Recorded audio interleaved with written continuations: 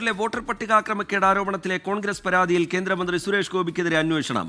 കോൺഗ്രസ് നേതാവ് ടി.എൻ. പ്രതാപൻ നൽകിയ പരാതിയിൽ തൃശൂർ എ.സി.പി അന്വേഷണം നടത്തും.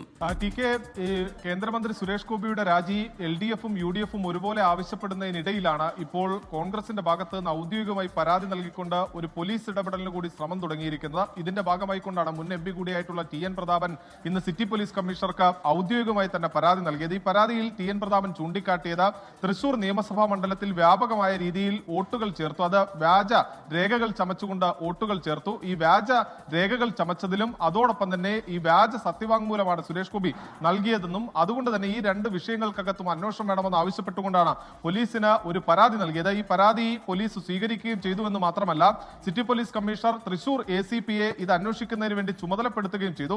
ഈ വിഷയത്തിൽ ഏതെങ്കിലും തരത്തിൽ വ്യാജരേഖ ചമച്ചിട്ടുണ്ടോ എന്ന അടക്കമുള്ള കാര്യങ്ങളാണ് തൃശൂർ ACP അന്വേഷിക്കുക. പക്ഷെ അപ്പോഴും ഒരു നിയമ തടസ്സം ഇതിനകത്തുണ്ട്. അതുകൊണ്ടാണ് വിശദമായ നിയമോപദേശം കൂടി സമാന്തരമായി തേടാൻ ജില്ലാ പോലീസ് മേധാവി തീരുമാനിച്ചിരിക്കുന്നത്. അതുമായി ബന്ധപ്പെട്ടുകൊണ്ട് പറയുന്നത് ഇങ്ങനെയാണ്. അതായത് ഇത് തെരഞ്ഞെടുപ്പ് കമ്മീഷന്റെ പരിധിയിൽപ്പെടുന്ന കാര്യമാണ്. അതുകൊണ്ട് തന്നെ ജില്ലാ ഭരണാധികാരി കൂടിയായിട്ടുള്ള ജില്ലാ കളക്ടറോട് ഈ പരാതിയിന്മേൽ ഒരു നിർദ്ദേശം തേടും. കാരണം ഇത് പോലീസിന് അന്വേഷിക്കാൻ കഴിയുന്ന വിഷയമാണോ എന്ന് സംബന്ധിച്ച് അദ്ദേഹത്തിന്റെ നിർദ്ദേശം തേടും. സമാന്തരമായി തന്നെ നിയമവിദഗ്ധരുമായി കൂടി ആലോചിച്ചതിന് ശേഷമായിരിക്കും ഈ പ്രാഥമിക അന്വേഷണത്തിന് ശേഷം എന്ത് നടപടി സ്വീകരിക്കണം എന്നത് സംബന്ധിച്ച തീരുമാനമെടുക്കുക.